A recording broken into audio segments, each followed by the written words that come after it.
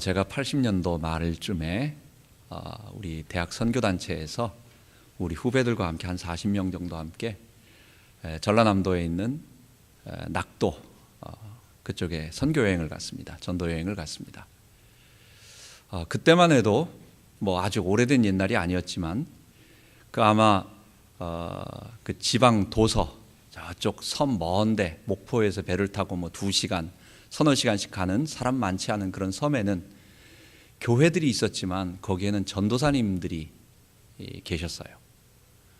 물론 어떤 데는 전도사님도 안 계시고 가까운 섬에 있는 전도사님이, 어떤 데는 여자 전도사님이, 어떤 데는 젊은 전도사님이, 아니면 어떤 데는 연세가 많이 드신 그런 전도사님이 교회를 이렇게 담임하며 한 교회 또는 여러 교회를 다 돌보고 있었어요.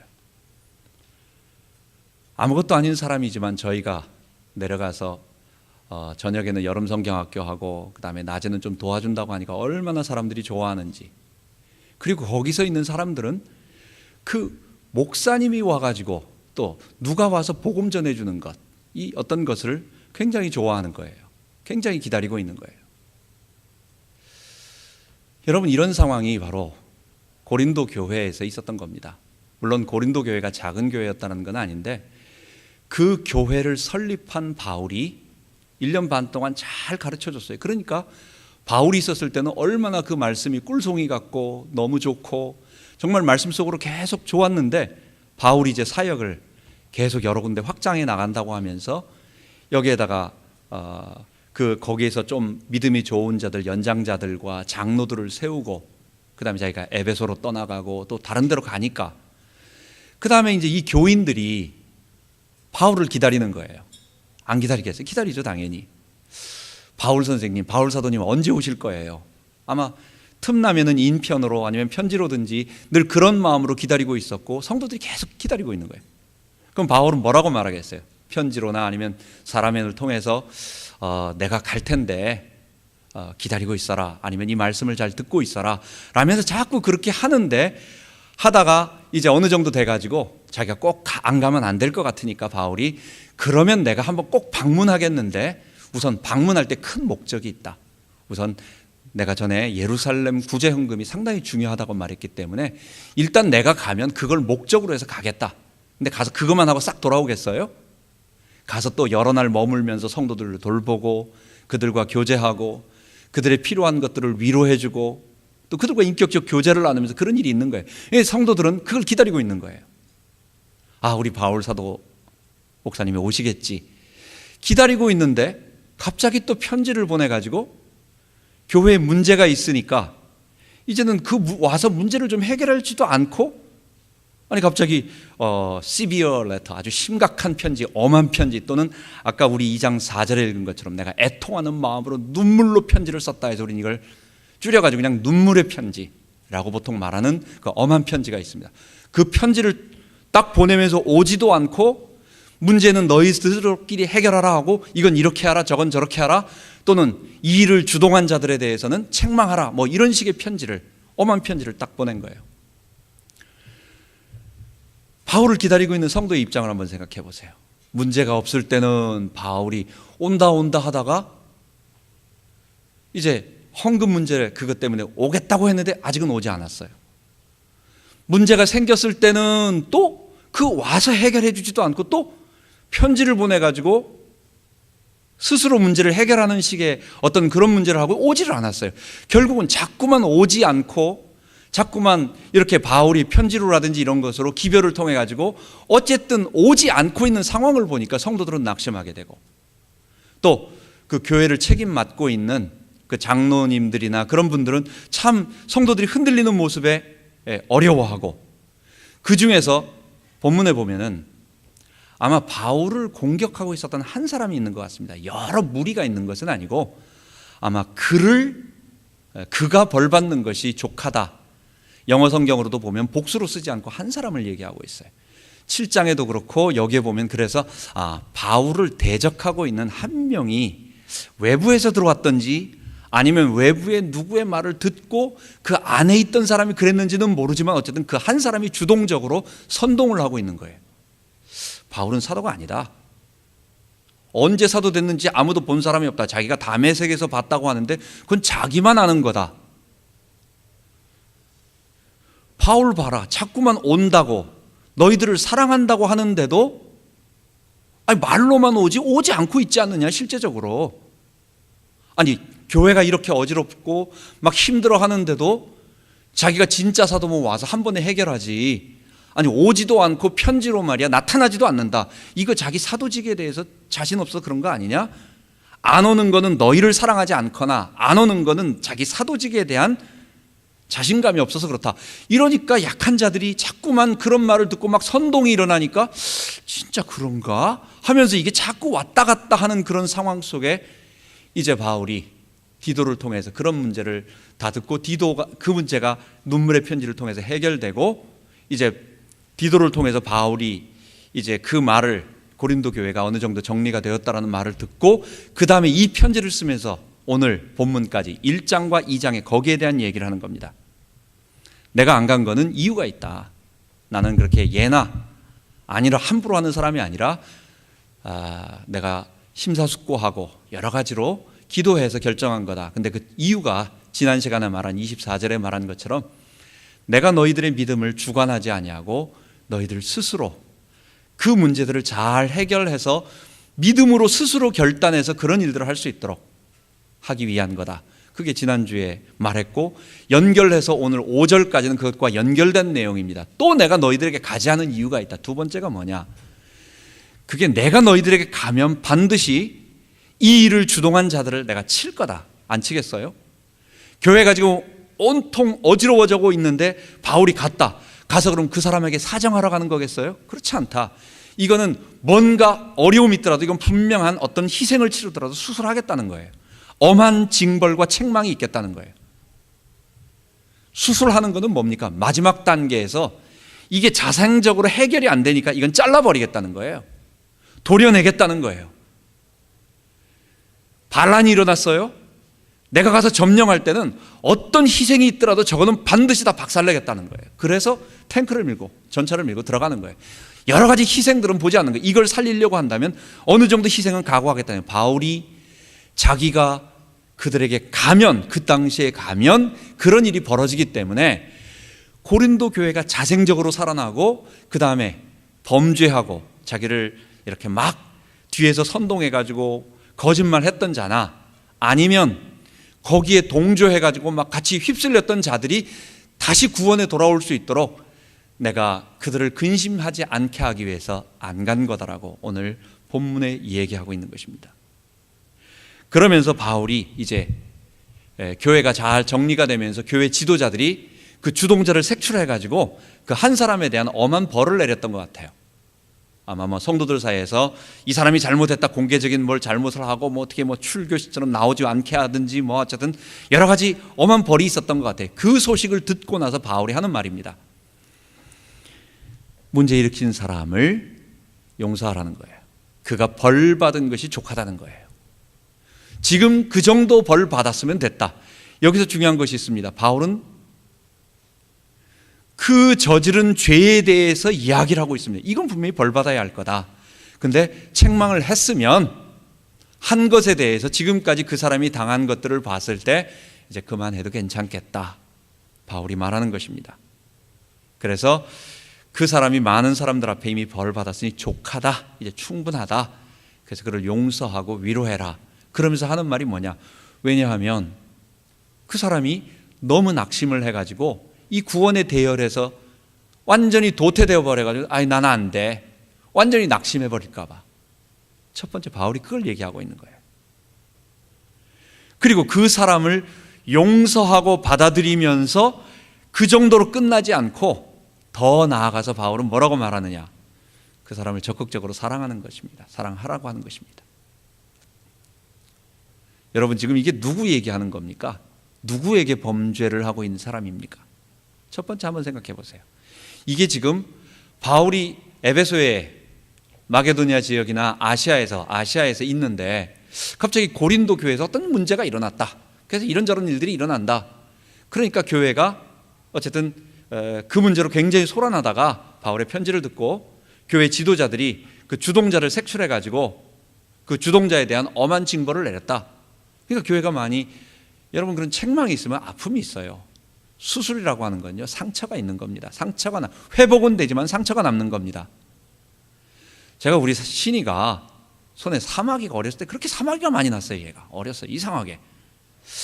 그래서 조금 지나다 보면 없어질 것 같은데 또 생기고 또 생기고 해가지고 이 손에 큼지막하게 이 엄지 손톱이 있는데 그런 거예요. 뭐 티눈 약 같은 거 바르고 뭐 이렇게 뭐 꽁꽁 묶은 다음에 해도 된다고 별걸 해도 안 돼요. 그래서 제가 그때 하다가 외과 병원에 데리고 갔어요. 가까운 병원에. 이거 안 되면 아주 그냥 얘가 뭐 육손이 같이 되는 것처럼 느껴지가지고, 내가 그때는 경험이 없었기 때문에 병원에 가서 그걸 잘라냈네요. 이거 그냥 간단하게, 난 그래서 살짝 도려낼 줄 알았더니 이걸 왕창 도려낸 거예요. 그래서 오른손이 기형 비슷하게 안쪽으로 푹 파 있어요. 엄지손가락이. 제가 그걸 보고, 야, 이거 자른 사람도 대단하고 의사도 어떻게 이렇게 자를 수 있었을까, 애를. 지금 생각해보면 사마귀는 어떻게 하다 보면 저절로 없어지는 건데, 뭐 약을 어떻게 쓰고는 지나면 나이 들면 없어지는 건데, 내가 데리고 간 나도 몰랐지만은 그걸 잘라버린 그 의사도 대단하다. 흉터가 생길 정도로 이렇게 그냥 여기 손톱 안쪽으로 푹 들어가 버렸어요. 제가 뭘 말하고자 하느냐, 수술은 낫기는 하지만 그런 흉터가 남는 거예요. 아픔이 있는 거예요. 교회가 진정되고 회복이 되지만 그것 때문에 그 일로 인해서 다칠 사람이 나오는 거예요. 바울은 그거 하고 싶지 않아서 그 사람을 살리기 위해서 그 사람이 회복되도록 하려고 하는데, 여러분 지금 이게 남의 얘기하는 것처럼 이렇게 그냥 툭 바울이 얘기하지만 지금 누구에게 공격하고 누구를 아프게 한 사람이에요. 이게 자기를 아프게 한 사람이에요. 이게 바울의 사도직을 건들면 바울이 전한 복음이 헛되고 바울이 세운 지금까지 했던 사역이 다 무너지기 때문에, 그게 거짓 일이 되기 때문에 교회가 흔들리는 거예요. 그러니까 그게 교회 문제가 되는 거예요. 바울의 사도직 문제나 바울의 복음 문제나 바울이 세운 교회 문제, 이런 모든 것들 하나로 연결되어 있어요. 지금 대적자들이 한 일이 뭡니까? 갈라디아 교회에서는 바울이 저는 복음이 이상하다 해가지고 복음을 건드리니까 바울의 사도직이 흔들리는 거고, 고린도 교회에서는 사도직 그 복음 문제가 사도행전 15장에서 예루살렘 공의에서 율법 아니다, 우리는 오직 믿음으로 구원받는다 선언되니까, 그 다음에 고린도 교회에서는 이제는 사도직에 대해서, 복음에 대해서는 얘기하지 못하고 사도직 자체를 또 공격하기 시작하는 거예요. 바울이 이것 때문에 오랫동안 고통을 받습니다. 오늘 읽은 11절과 12절에 보세요. 드로아에서, 거기가 어디예요? 자기가 환상을 봤던 곳이에요. 자기가 그때 굉장한 사역에 큰 역사가 일어나서 자기는 소아시아 지역으로 아시아로 돌면서 복음을 전하려고 했는데, 하나님이 마게도냐에서 어떤 환상을 보여서 그걸로 넘어간 하나님의 역사의 포인트가 된 그 지역이었어요. 근데 또 거기서 주님이 문을 여시네. 그래서 사람들이 자기에게 복음을 전해달라고 하는 일입니다. 근데 바울의 마음이 편치 않은 거예요. 지금 고린도에서 일어나는 일들에 대해서 자기의 사도직을 거니까 인격적인 모독이 있을 수도 있고, 그러나 그것도 있지만 그것보다 더 중요한 것은 자기가 했던 모든 사역이 무너지면서 이 헬라 교회가 다 무너지는, 단순한 고린도 교회 하나만 됩니까? 거기서 무너져서 바울의 사도성이 만약에 틀려진 것처럼 이렇게 넘어져 버리면 그럼 그걸로 끝나지 않아요. 연쇄적인 도미노 반응이 일어나는 거예요. 그 말이 거기서 있겠어요? 고린도에서 그 문제를 일으켰던 그 주동자는 다른 교회로 갑니다. 그래서 빌립보 교회, 데살로니가 교회, 이런 교회로 가서 바울에 대한 이야기가 반드시 퍼지는 거예요. 지금 자기가 했던 모든 사역들이 무너지느냐, 이 하나님의 복음이 땅끝까지 증거되느냐라고 하는 그 중요한 기로에서 인격적인 모독도 있고, 또 그 사람들이 얼마나 집요하게 끝까지 물고 들었는지, 여러분 이거 너무 피곤한 겁니다. 인터넷에서 어떤 글을 썼습니다. 누가 댓글을 하나 답니다. 부정적인 댓글을 답니다. 그거 마음이 굉장히 상해요. 그래서 거기에 대해서, 댓글에 대해서 아니라고 답을 썼습니다. 이 사람이 가만히 있습니까? 별거 아닌 건 말꼬리 잡고 계속 늘어지면서, 또 그거 쓰는 사람은요 제주도 좋아요. 얼마나 글을 많이 쓰는지. 그거 일일이 답변하면서 아니라고 하는 것을 증명해내는 데는요, 이거 보통 이 에너지가 소비되고 심령이 상하는 게 아니에요. 바울이 지금 그것 때문에 얼마나 고통을 당했는지 마음이 편치 않다고, 오늘 읽은 본문 13절에는 그 한 마음이 편치 않아라고 말하지만 바울은 그것을 뭐라고 말하느냐? 7장에는 똑같은 말을 쓰고 있는데 내가 마게도냐로 갔는데, 왜냐? 밖으로는 환란이 있고 안에서는 두려움이 있고 온갖 마음이 이 보통 복잡한 것이 아니라서 내가 드로아에서 문이 열리는 그 모든 것들을 포기하고 내가 그냥 다 포기해버리고 가버렸다. 지금 디도가 나에게 전해주는 그 말을 기다리면서 내가 디도 만나러 갔다 이거예요. 지금 누구를 괴롭힌 사람입니까? 바울이 용서하라고 한 사람은 교회 내에서 헌금 떼어먹은 사람, 교회 내에서 성도들끼리 싸워가지고 문제 일으킨 사람, 그런 사람을 말하는 게 아니고 교회 내에서 계속해서 바울 자신을 공격했던 그 사람에 대해서 지금 바울이 딴 사람 얘기하듯이 얘기하고 있는 거예요. 그 사람을 용서하라고. 그 문제에 대해서 벌 받은 것이 족하니까 벌 주지 말라고 얘기하는 게 아니에요. 죄에 대해서는 분명하게 그 사람이 벌 받은 것이 당연하다. 그러나 이제는 그만해라. 너무 많이 벌 주다 보면 그 사람이 낙심해가지고 아예 교회에서 떨어져서 이 구원의 대열에 동참 못할 수 있기 때문에 그 사람 근심하지 않게 하기 위해서 이제 용서하고 적극적으로 사랑해라 라는 것입니다. 제가 성격이 너무 완벽주의자라서요, 어떨 때는 못을 박을 때도 한 번 칠 걸 두 번 치고 두 번 박을 걸 두 개 박을 걸 세 개 박을 그런 막 이런 완벽주의가 있어요. 제가 목수가 아니라서 이번에 뭐 좀 만들다가 드릴로 돌리다 보니까 조금 더 박아서 나무가 다 깨지는 거예요. 그 정도에서 멈췄어야 되는 건데 여기서 멈춰야 되는데 한 번 더 감는 바람에 삐직하고 깨지고, 역시 난 목수가 아직 아닌가 보다. 여러분, 수도꼭지 잠글 때도요, 꽉 잠궈가지고 또 잠그지 말고 어느 정도까지 잠그는 거예요. 여지를 남겨둬야 돼요. 우리가 죄를 제거한다고 해가지고 완벽하게 도려놔야 된다고 해서 죄에 집착하지 말고, 바울은 뭘 얘기하는? 그 사람이 낙심해서 근심하지 않도록. 죄는 징벌하되 사람을 사랑하자는 거예요. 바울은 지금 그 말을 남의 얘기가 아닌 자기를 공격해서 이게 하루 이틀 금방 끝난 것이 아니라 한 몇 개월, 최소한 몇 개월 이상의 오랜 기간 동안 집요하게 자기를 물고 넘어지고 뒤에 숨어가지고 사람들을 선동해가지고 넘어뜨렸던 그 사람에 대해서 바울이 얘기합니다. 용서하고 사랑해라. 그러면서 하나 더 얘기합니다. 그거는 뭐냐? 내가 사도로서 명령한다라는 거예요. 너희가 내 말을 순종하는지 순종하지 않는지 내가 사도로서 명한다. 그 사람을 용서해라. 그만해라. 우리 같으면 끝장을 봐라 이렇게 말은 안 해도 그렇게 되기를 더 기대하면서 고소하다. 고소하다 말이야. 그놈이 그렇게 나를 괴롭히더니 고소하다 말이야. 천벌을 받았지. 이렇게 막 하지 않고 그만해라. 내가 사도로서 명하는데 너희가 내 말을 듣는지 안 듣는지 내가 보겠다. 사도로서 명하느니 그만하라 라고 말하는 것입니다. 여러분, 사도들이 교회 내에서 성도가 범죄하였을 때, 또는 어떤 사람이 내게 대해서 범죄하였을 때, 본문에서는 좀 공적인 어떤 그런 것이지만, 그래서 바울은 세 가지를 이야기하고 있습니다. 그 첫 번째가 죄에 대해서는 분명하게 죄라고 책망을 해야 됩니다. 여러분, 인간의 문제가 뭐겠어요? 우리의 문제가 뭐예요? 우리의 죄 문제예요. 다른 문제가 아닙니다. 이 문제는 외부에서 주어진 것이 아니고 사탄이 지배해서 나를 흔들어 가지고 내가 그렇게 된 게 아니고 사탄이 유혹을 한 거예요. 결국 내가 내 속에 일어나고 있는 죄의 본성, 이 죄의 본성이라는 게 나와 분리되어 있는 겁니까? 나와 연결되어 있어요. 내 인격이에요. 삐뚤어진 내 자아예요. 태어날 때부터 아담의 본성을 가지고 있는 내가 주인 되겠다라고 하는 이 본성이에요. 그게 누구예요? 남 얘기하지 마세요. 이게 나예요. 내 인격이에요. 그러니까 우리는 언제나 죄하고 사람은 붙어 있기 때문에 죄인이라고 말해요. 이걸 분리할 수가 없어요. 죄인이에요. 이 죄에 대해서 문제없다고, 분명히 가시가 박혀 있는데 이 가시를 뽑아내지 않고 이거를 갖다가 그냥 덮어버리고 괜찮습니다, 문제없습니다 라고 그냥 붕대 감아주면 안 된다는 거예요. 뽑아내야 돼요.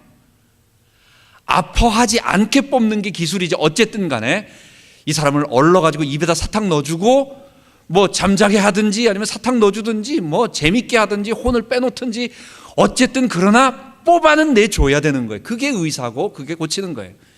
그걸 놔두고 나서 괜찮습니다, 다 해결될 겁니다 말로 다 때우는 거는 결국 돌팔이 소리 듣는 거고 나중에는 수받습니다. 수당합니다. 여러분, 그거는 고치는 게 아니에요. 고치는 거는 반드시 이 죄의 문제에서 그 사람이 벗어날 수 있도록 해줘야 되는 거예요. 그래서 죄에 대한 책망 그거를 막 무시해가지고 사람을 갖다가 면박을 줘서, 사람에 따라서 그럴 수 있겠죠. 도저히 안 되는 사람은 그냥 충격요법으로 그냥 할 수도 있고, 여리고 또 아닌 사람은 살짝 뒤에서 그 사람이 깨달을 수 있게 하기도 하고, 여러 방법으로 하지만 그러나 그 사람 스스로 이건 죄구나, 이거는 해서는 안 되는구나 라고 하는 선을 분명하게 말해줘야 하는 것입니다. 오늘날의 문제가 뭡니까? 한국교회의 문제가 뭐고, 또 이 땅에 횡행하고 있는 이 거짓 복음들이 뭡니까? 사람이 거룩하지 않아도, 사람이 죄를 짓고도 사람이 하나님 백성 될 수 있다라고 하는 말입니다. 여러분, 사람이 죄를 짓는 것은 내가 죄의 본성을 가지고 여전히 죄의 행동들을 하면서도 하나님 백성이 될 수 있습니까? 거룩한 하나님 앞에 나갈 수 있어요? 없어요. 하나님의 백성은 거룩한 백성입니다. 하나님의 백성은 죄에서 벗어난 사람들입니다. 비록 내가 힘들어서 잘 못하고, 어떨 때는 쓰러지고, 어떨 때는 넘어지고, 어떨 때는 그 알면서도 넘어지는 그런 일이 있더라도 천국 갈 때까지, 그 전까지는 우리가 이런 게 있어요. 그러나 아니다, 이건 안 되는 거다, 나는 거룩해져야 돼, 나는 이 죄에서 벗어나야 돼, 나는 본래 이런 사람이 아니야, 나는 하나님의 성령으로 말미암아 거룩해진 사람이야, 나는 의로운 사람이야, 죄는 싫어, 나는 이런 거 싫어. 근데도 어쩔 수 없이 내가 딱 넘어져 버리고, 나도 몰라가지고 넘어지는 수는 있지만은, 이런 구원은 이런 겁니다. 죄를 짓고도, 죄를 즐거워하면서도, 죄를 짓는데도 아무 감각이 없는 것, 자기가 어떤 구원의 확신을 가졌는지는 모르지만, 태산을 옮길 만한 흔들리지 않는 구원의 확신이 있는지 없는지는 모르지만 상관없이 그는 구원하고 상관이 없는 거예요. 여러분, 구원은 거룩한 하나님의 백성이 되는 것이고, 죄로부터 멀어져야, 거룩해져야 하나님의 백성이 되는 겁니다. 문제는 어떻게 거룩해지느냐의 문제예요. 방법의 문제예요. 믿음으로만, 예수의 십자가를 믿음으로만 거룩해지는 거지, 믿는데 거룩해지지 않는 것은 이건 믿음이 아니에요. 거짓이에요. 여러분, 그걸 이해해야 돼요. 요즘 한국교회나 우리 교회에서 아주 유명하게 말하는, 지금 되어지는 우리 한국교회 상황에 많은 복잡한 문제들, 좀 어려운 말로 칭의와 성화의 문제로 지금 논쟁이 벌어지는 겁니다. 이 사람이 예수를 믿어 의롭다 하심을 얻은 구원받은 백성인데, 이 사람이 거룩함이 나타나지 않는다, 그럼 이 사람 구원받은 사람이냐? 이 문제를 지금 얘기하고 있는 거예요. 교회 다니고 있으면서도 여전히 죄 가운데 우리가 일반적으로 우리 구원받은 사람이 저지를 수 있는 그거 말고, 아예 뻔뻔하게 어떤 사람은 장로인데도, 어떤 사람은 목사인데도 교회 안에서 온갖 보통 사람들이 할 수 없는 일들이 벌어지는데, 그리고 그 문제에 대해서 자기 스스로 자기가 용서를 해요. 셀프 용서를 해요. 성도들이 용서해 주는 게 아니고 자기가 자기를 용서해요. 하나님이 나를 용서하셨으니까 나는 용서받았다 라고 자기가 용서를 하고 자신감을 얻고 더 확신을 가지고 나가는, 이런 해괴한 일들이 막 벌어지고 있어요. 이 문제에 대해서 예수 믿었는데 거룩함이 나타나지 않고 여전히 막 죄 가운데 있는 사람, 이 사람 구원받은 사람이냐? 어떤 분은 아니다, 예수 믿고 나서 구원받았으면 이 사람의 삶을 통해서 이 구원이 확인되어지다가 그때까지는 구원받은지 모른다, 유보되었다, 그리고 마지막에 천국 갔을 때 이 삶과 이것이 플러스 되어져 봐서 구원이 되어진다, 이렇게 어떤 신학자가 말하기도 하고, 그건 조금 문제가, 어느 정도의 어떤 표현적인 문제에 있어서 좀 문제가 있습니다. 저는 어떻게 말하느냐, 그거는 믿는 게 아니에요. 자기가 어떤 확신을 가졌든지, 칭의가 아닌 어떻게 믿었든, 그건 믿는 자체가 아니에요. 예수를 믿는다라는 것과 거룩해진다라는 것, 죄를 떠난다는 게 여러분 동일합니까? 동일하지 않습니까? 이건 동일한 거예요. 예수를 믿는다라는 말이 뭐예요? 예수님이 내 안에 주인으로 인격으로 거하세요. 내가 예수님께 굴복하고 복종하겠다는 말이에요. 잘 안 되지만, 그러나 나는 그렇게 하겠다고 선언한 거예요. 그럼 내 속에서 예수님이 인격으로 살아계십니다. 그분이 내게 가만히 있겠어요? 내가 죄 가운데 거할 때, 내가 실수로 죄를 갈 때에, 내가 옛날에 하던 행위대로 우연하게 어떻게 갔을 때에 거기에 대해서 예수님이 가만히 계시겠어요? 야, 이건 좀 문제가 있다. 야, 이거 안 된다 라고 말씀하실 때에 예수님이 내 속에서 말씀하세요. 순종이 힘들지만은 힘들려고 노력하는 게 내 몸에서 본능으로 나타날 수밖에 없는 거지. 그래서요, 예수 믿으면 죄를 미워하는 현상이, 그리고 거룩함을 따라가고자 하는 현상이 반드시 나오게 되어 있어요. 칭의와 성화는 절대로 분리되지 않습니다. 왜? 예수님의 인격 안에서 이루어진 동일한 사건이기 때문에. 여러분, 그래서 죄에 대한 분명한 책망, 죄는 죄라고 하는 것을 분명하게 책망할 수 있는, 정말 그것이 사람을 살리는 방법인 것입니다. 바울은 첫 번째 책망에 대한 부분을 이야기하고 있습니다. 두 번째는 용서하는 부분에 대해서 동일하게 또 얘기하고 있습니다. 자, 우리가 죄를 책망하는 이유가 뭐겠어요? 죄를 제거하기 위한 것이 아니고 뭐예요? 사람을 살리기 위한 것입니다. 어떤 죄인이 죄를 저질러서 문제를 일으켰다.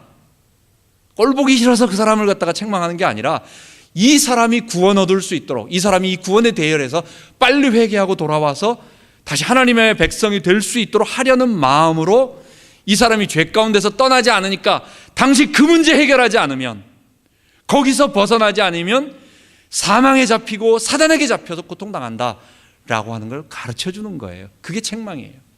근데 그걸 너무 세게 하면, 아주 집요하게 끝까지 그냥 요만큼 죄를 졌는데 이만큼 책망을 해버리면 이 사람이 완전히 낙심하고 교회에서 도저히 고개를 들고 다닐 수가 없을 정도로 만들어버리면 이 사람 어디 와서 어떻게 살겠어요?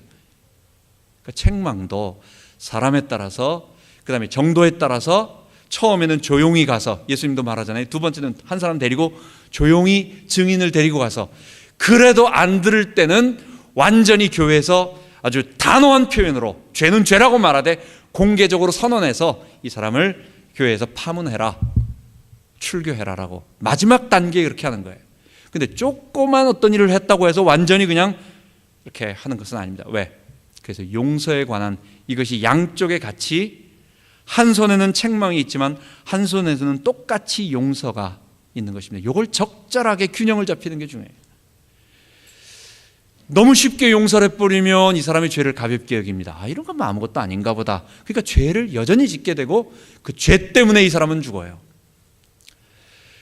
죄가 문제라고 하는 것을 알고 죄를 강력하게 제거하려고 도려내면 조금 살짝 이렇게 빨간 약 발라가지고 이렇게 할 수 있는 걸 가지고 그냥 칼을 대가지고 완전히 도려내버리면 이건 또 사람이 이게 문제가 생겨요. 이 두 가지를 어떻게 할 거냐라고 하는 사랑의 마음을 가지고 이 사람을 살리고자 하는 마음으로 용서를 하는 겁니다. 그래서 책망과 용서가 잘 사랑하는 마음이 있을 때, 이 사람을 구원하고자 하는 마음이 있을 때 되어지는 것입니다.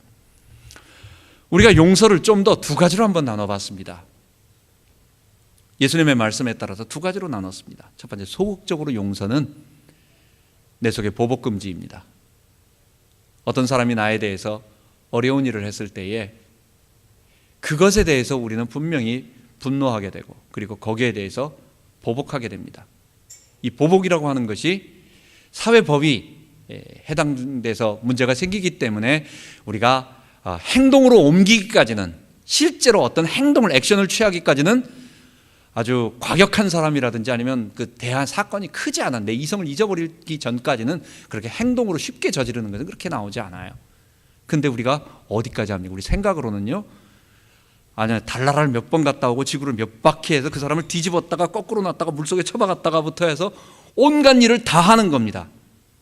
이게 보복이에요. 우리가 표현은 안 하고, 우리가 말은 못하고, 우리가 행동으로 옮기지는 못하지만 어떤 사안이 내게 벌어졌을 때 그 사람에 대해서, 죄인에 대해서는 우리는요, 속에서 끊임없이 그 사람에 대해서 보복하고 싶은 생각이 나와요. 그리고 이 보복은 어떻습니까?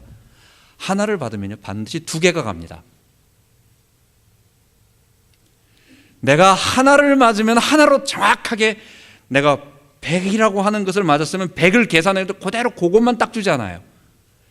구약에서 탈리오의 법칙, 눈은 눈으로 이는 이대로라고 하는 말은 바로 이 보복이 어떤가라는 걸 알기 때문에 상대방에게 보복할 때 눈 하나 다쳤으면 그 하나까지만 보복하라고 얘기하는 거지 무시무시하게 그냥 작살을 내라 그 얘기가 아니에요. 인간의 본성은 절대로 그렇습니다. 아이들 장난시켜가지고 뺨 한 대 때리라고 하면 너도 한 대 때리고 그렇게 살짝 때리는데 때리는 강도가 점점 세져요. 이게 하나 때리다 보면 조금 세지면 너 세게 때렸어? 너 이거 장난 아니네? 그럼 조금 더 때리면 네가 그래? 이러면서 점점 강해지기 때문에 우리 마음으로는 계속해서 보복하고 싶은 마음이 있는데 이것을 안 하는 것을 소극적인 의미에서 용서라고 말할 수 있어요. 그것만 해도 큰 용서예요. 그런데 두 번째, 예수님은 이렇게 소극적으로 가지 말고 사랑하라고, 적극적으로 사랑하라고 말합니다. 오늘 본문에서 바울은 너 범죄한 것을 용서하고 그 사람 너무 낙심하지 않도록, 근심하지 않도록 용서하고 너희 사랑을 보이라는 거예요. 나타내라는 거예요. 저희에게 나타내라는 거예요. 여러분, 사랑은 말로 할 때까지 사랑이 아니라고 표현하잖아요. 어떤 시에도 있는 것 같아요. 종은 울릴 때까지 종이 아니고 사랑은 표현할 때까지 사랑이 아니다. 남자가 사랑을 표현하지 않으면 여자들이 죽어나요. 우리 집사람이 좀 그런 게 있는데 이게 표현하지 않고 자기는 사랑한다고 말하는데 아무런 느낌이 없어. 나중에 가가지고 나 그때 사랑한 거야. 그땐 자기가 뭐라고 한지 모르지만은 행동하지 않으면 안 되는 거예요. 여기서는 뭐라고 말하느냐? 너가 마음으로 용서하고 너가 마음으로 사랑하고, 근데 상대방에게는 아무런 느낌도 없이 이렇게 하지 말고 너가 정말 저 사람을 사랑한다라고 하는 얼굴이 좀 뜨뜻하더라도 행동을 하라는 거예요. 이건 굉장한 용기가 필요하고 이건 굉장한 능력이 필요해요. 나에게 보복한 사람에게, 나에게 고통을 준 사람에게 용서, 보복 안 하는 것만 해도 굉장한 우리는 큰 용서인데 거기서 머무르지 않고 그 사람을 적극적으로 품어서 그 사람이 내가 그를 용서했다라는 것을 알게 하도록 행동까지 나타내라고 사도의 명령을 하고 있어요. 어떤 힘으로 가능하겠습니까? 내 안에서 내가 산다면 이건 불가능한 거예요. 우리 주님이 내 안에 사실 때에, 주님이 내 안에 사실 때, 성령으로 나를 감동시켜 주실 때에, 내가 그를 사랑하고도 남을 더 큰 기쁨이 내게 있을 때에, 하나님이 내게 주시는 더 큰 능력이 있을 때에 그리스도를 의지해서, 그리스도와 연합된 사람이 그리스도의 능력을 의지해서 십자가 사랑으로 또 하다 보면 처음에는 조금 힘들지만 이게요 또 되어져요. 이게 주님이 주시는 능력이에요. 그래서 죄에 대해서는 단호하게 표현을 하고, 두 번째, 이 죄를 지나치게 율법으로 잘라내는 어떤 그런 사랑 없는 칼을 대지 말고, 살릴 목적이 아니면 수술하지 말라는 거예요. 칼 대지 말라는 거예요. 살리기 위해서 칼을 대되, 두 번째는 그를 살리기 위해서 용서하고, 그러면서 용서를 너 마음속으로 보복 금지 정도로 끝내지 말고 이제는 완전하게 적극적으로 네가 좀 표현을 하라는 거예요. 여러분, 그렇습니다. 그래서 우리가 그런 것을 해야 되겠습니다.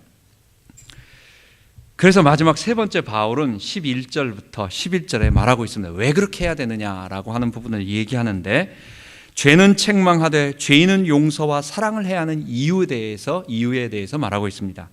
이는 우리로 사단에게 속지 않게 하려 함이라. 여러분, 사단이 어떤 존재입니까? 사단은 분명하게 살아있는 인격적인 영적인 피조물입니다. 우리와 똑같이 지정의를 가지고 있고 어떤 행동을 할 수 있고 굉장히 교묘하고 우리보다도 지혜가 뛰어나고 우리보다 지능이 뛰어나고 죽지 않고 그런 천사예요. 그런데 이 천사가 타락을 해서 그 아름다운 천사 속에 죄의 본성이 들어가니까 그런 가장 더럽고 악한 모습이 되어져 버렸어요. 그게 사탄입니다. 이 사탄이 여러분 우리 주변에서 끊임없이 역사하고 있다는 것을 잊지 말아야 돼요.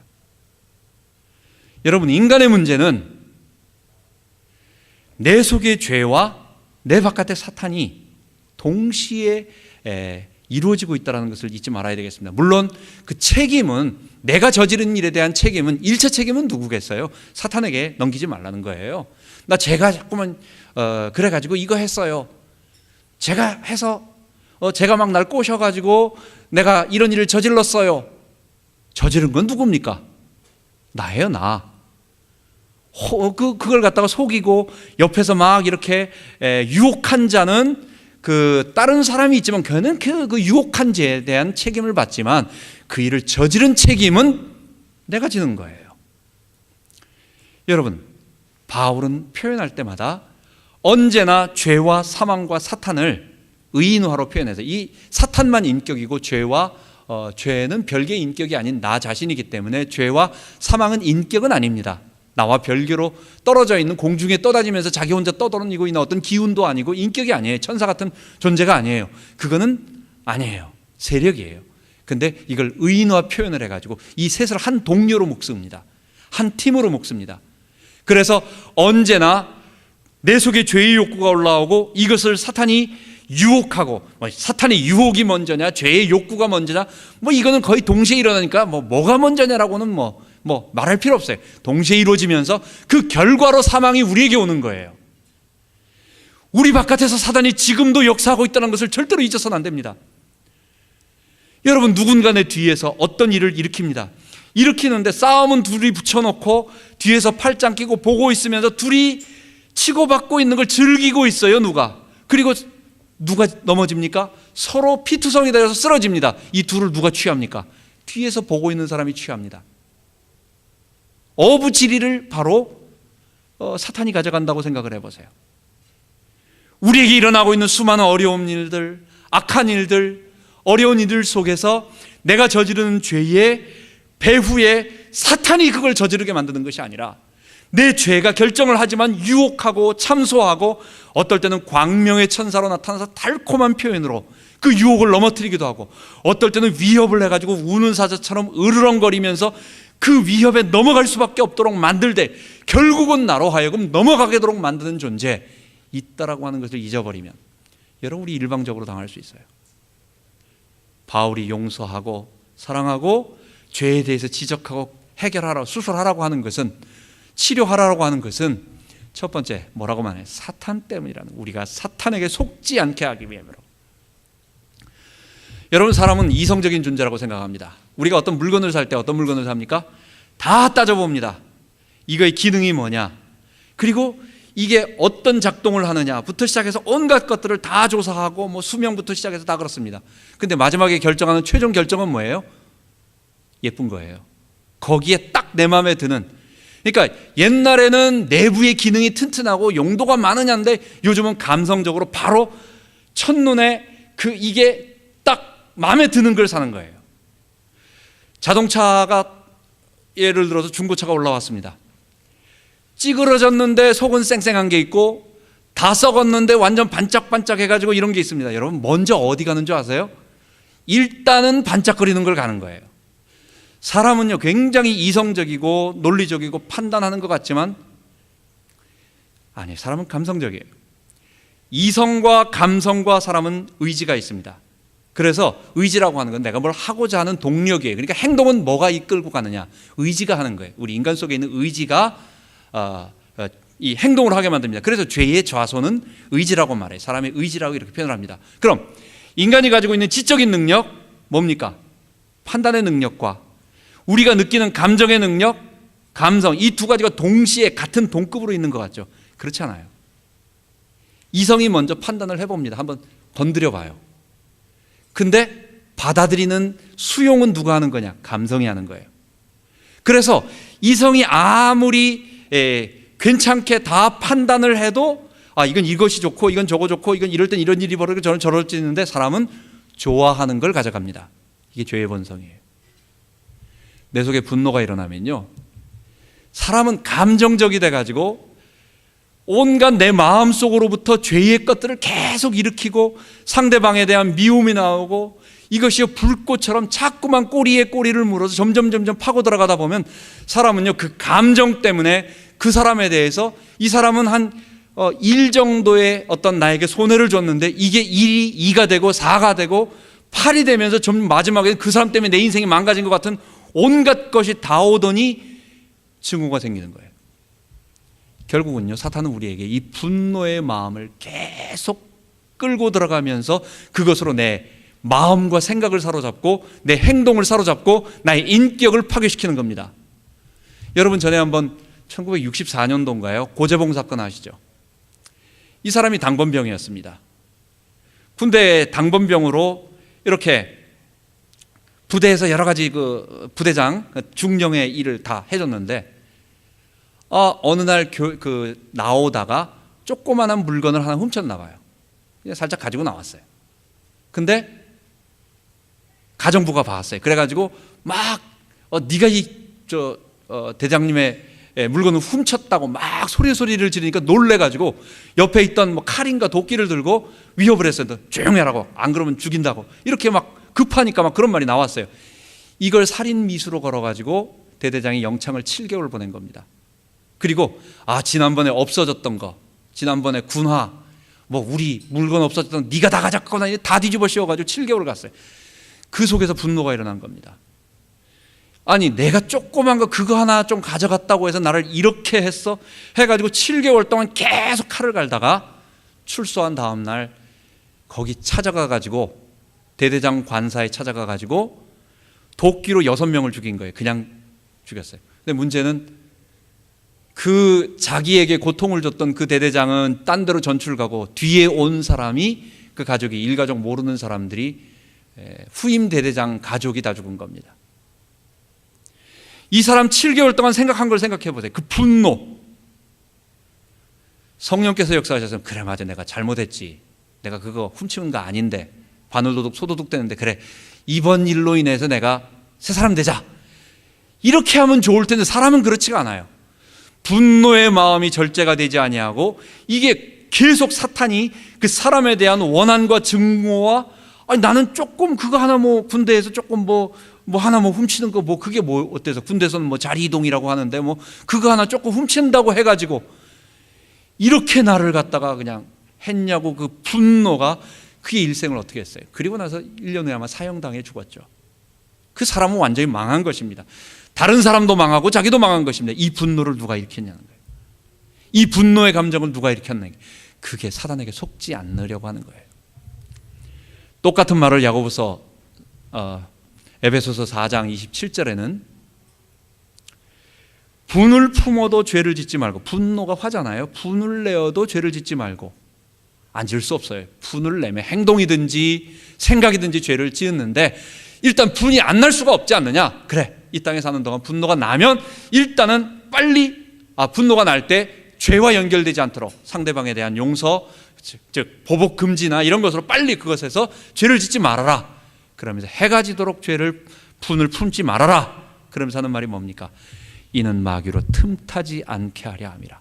마귀에게 속지 않게, 마귀가 틈타지 못하도록 하게 하려고.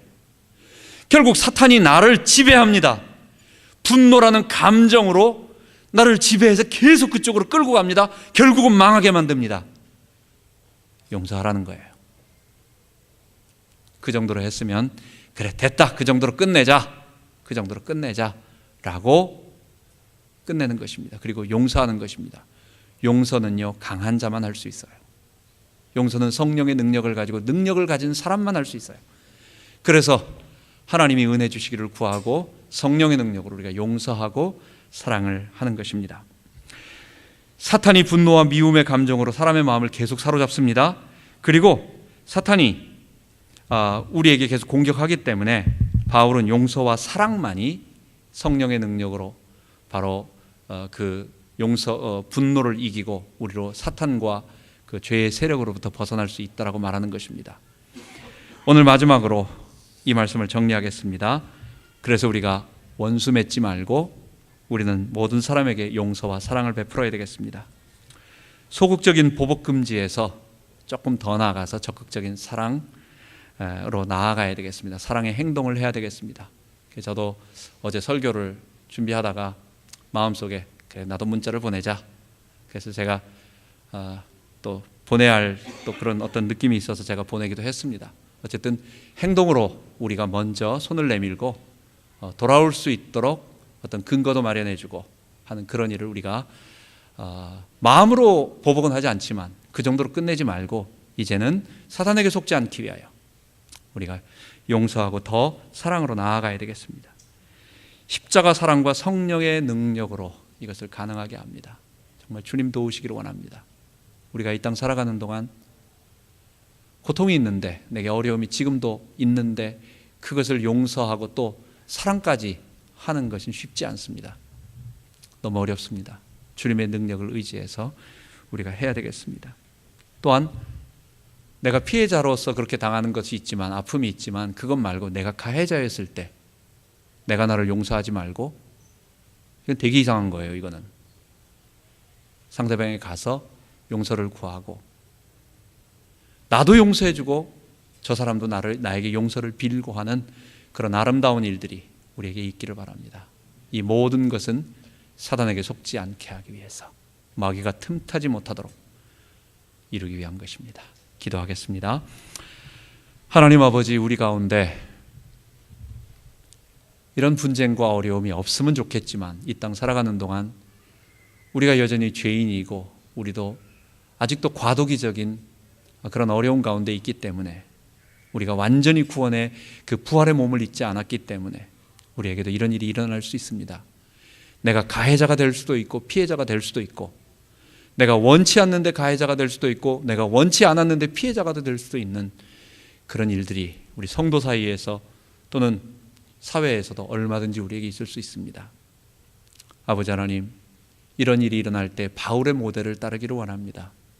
자기를 그렇게 어렵게 만들고 괴롭혔던 자에게 주님, 그를 구원하는 마음으로 죄는 분명하게 책망하되 그를 용서하고, 그리고 적극적으로 사랑을, 또 자기가 직접 그렇게 했고 또 그렇게 하도록 사도의 권위로 명령하고 있는 바울의 모델을 따라 하나님, 우리에게 어려움을 줬던, 우리의 마음에 아픔을 줬던 사람들을 소극적 보복 금지 정도로, 이제는 그 정도까지 큰 일을 했는데 이제는 조금 더 나아가서 적극적으로 그들을 품을 수 있도록 그런 용기도 주시고 능력도 주시고 또 그런 권능, 성령의 능력으로 허락하여 주옵소서.